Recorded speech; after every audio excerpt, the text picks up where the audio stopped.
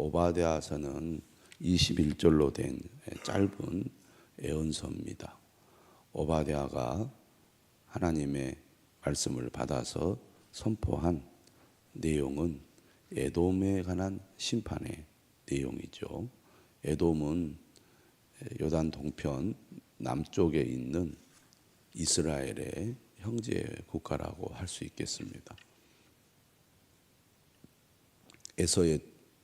에서와 야곱은 형제지간이죠. 에서의 후손들이 세운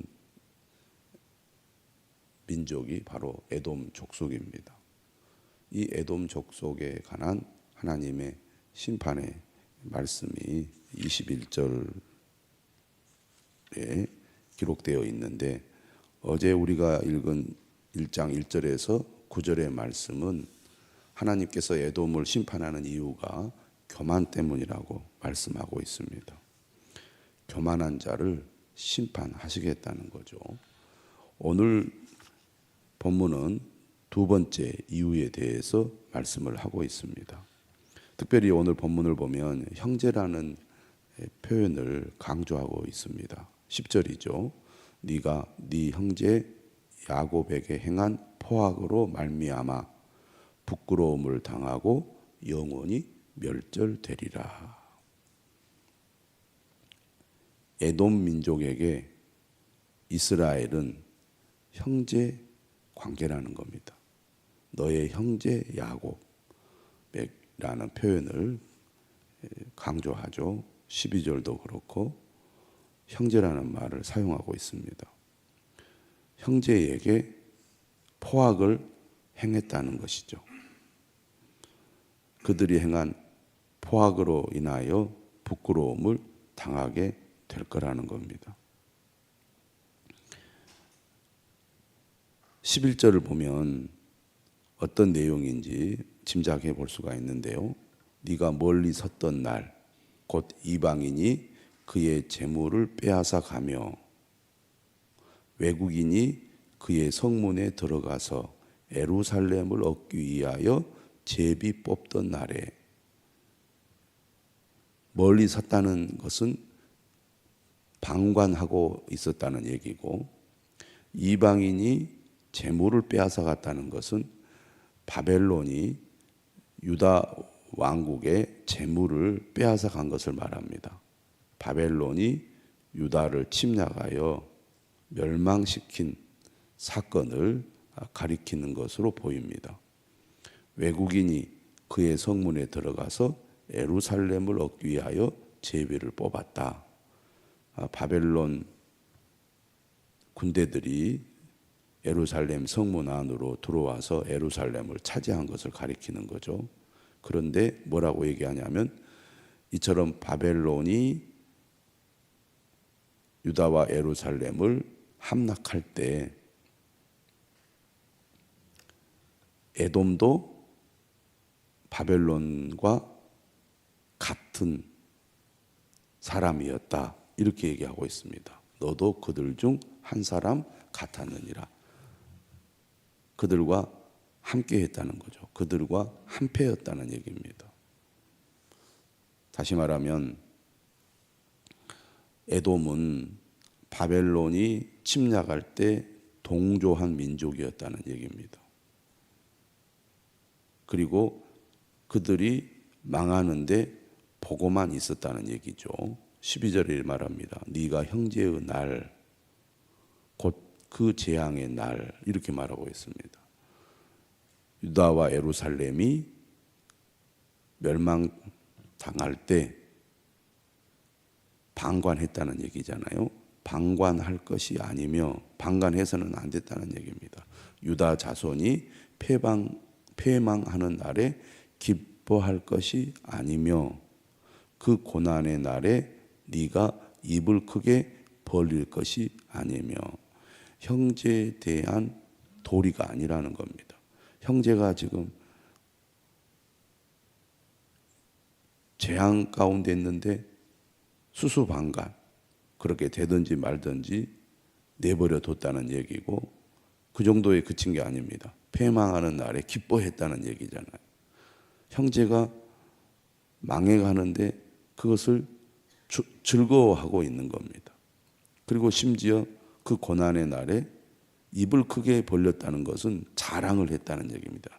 자, 유다 저 족속들이 잘 망했다고.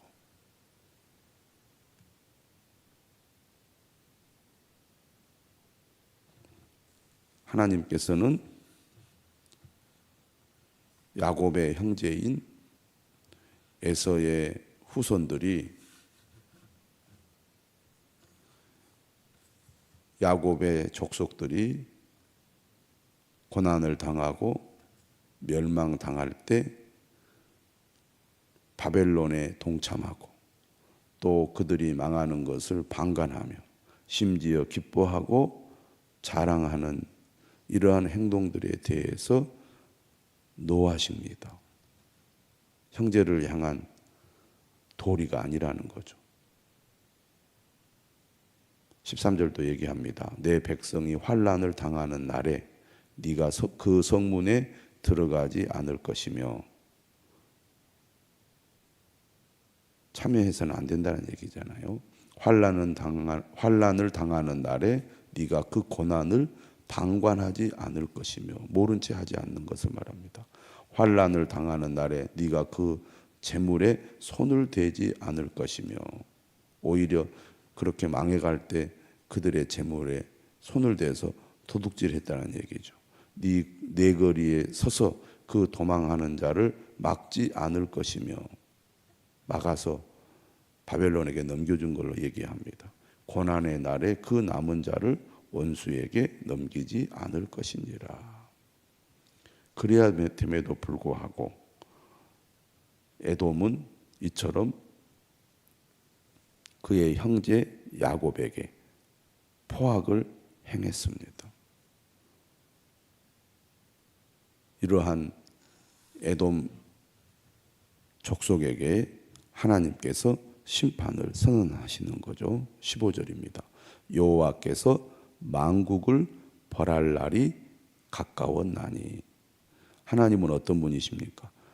이스라엘만이 아니라 만국을 심판하시는 분이시죠. 하나님께서 만국을 심판하실 거라는 겁니다. 만국을 심판하실 때 네가 행한 대로 너도 받을 것인즉 에돔도 하나님의 심판을 받게 될 거라는 거죠. 하나님은 어떻게 심판하신다고 말씀합니까? 네가 행한 대로 너도 받는다. 네가 행한 것이 네 머리로 돌아갈 것이라. 하나님께서는 죄인들이 행한 대로, 악한 자들이 행한 대로 심판을 행하시는 분이라는 말씀입니다.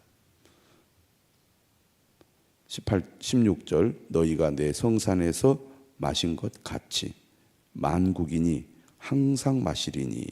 여기서 마시는 술은 진노의 술이죠. 진노의 술입니다. 그러니까 하나님의 심판을 상징하는 거죠. 곧 마시고 삼켜서 본래 없던 것 같이 되리라. 이처럼 하나님께서는 에돔 민족을 심판하시겠다고 말씀하고 있습니다. 이스라엘 백성들이 바벨론에 의해서 철저히 파괴되고 죽임을 당하고 포로로 잡혀가는 그런 가운데 있을 때 에돔 민족은 오히려 그들의 멸망을 방관하고 또 기뻐하고 자랑하면서 그들이 붙잡혀 가도록 오히려 돕기까지 했다는 얘기입니다. 오늘 말씀은 형제에 대한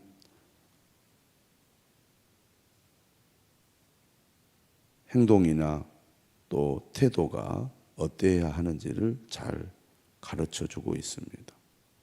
형제를 긍휼히 여기고 또 고난 가운데 있을 때 방관하지 않고 돕는 자가 되어야 한다는 것입니다.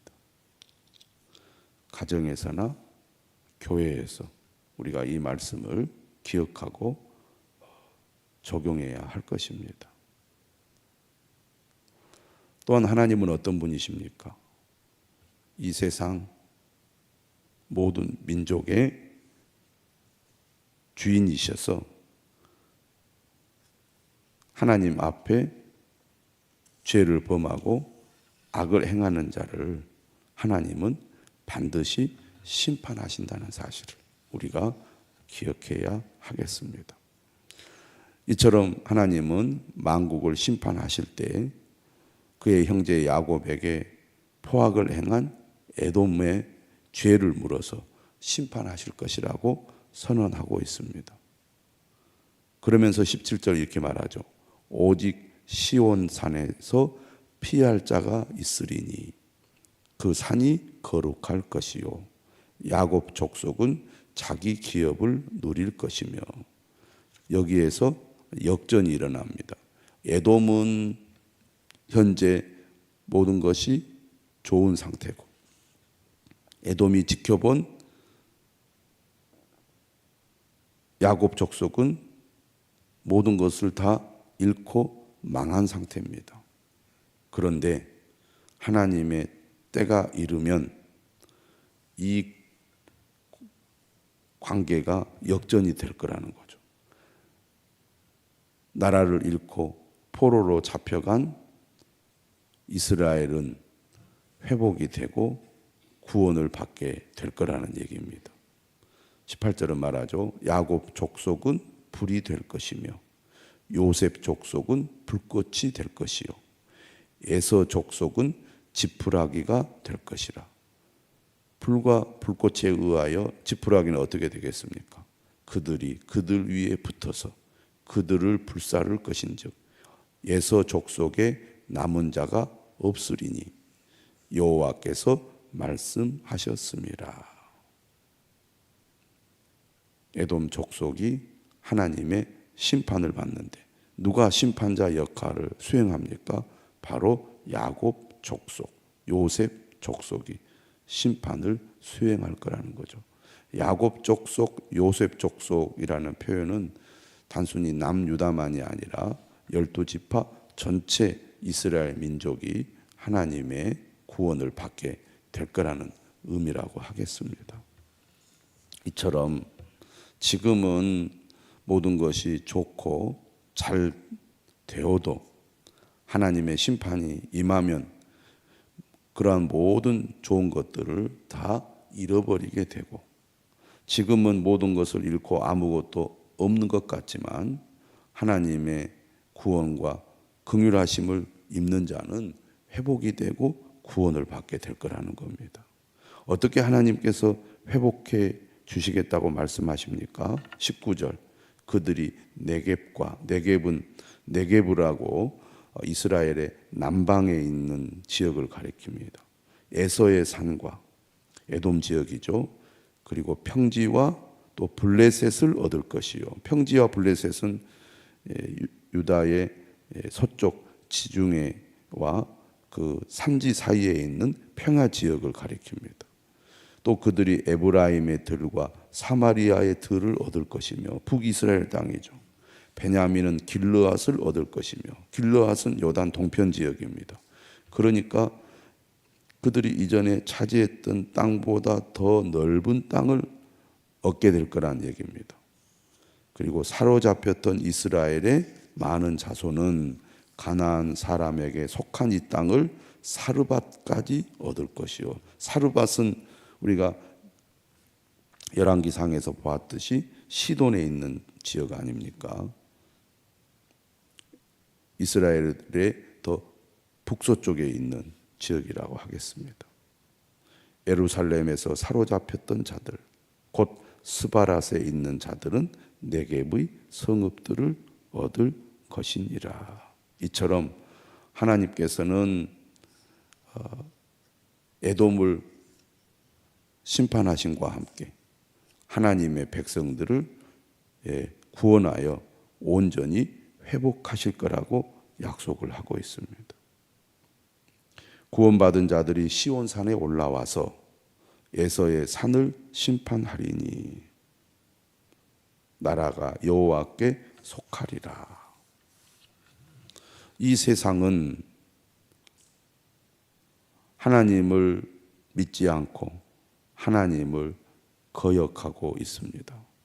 그리고 오히려 믿는 자들을 조롱하고 그들을 무시하고 있습니다.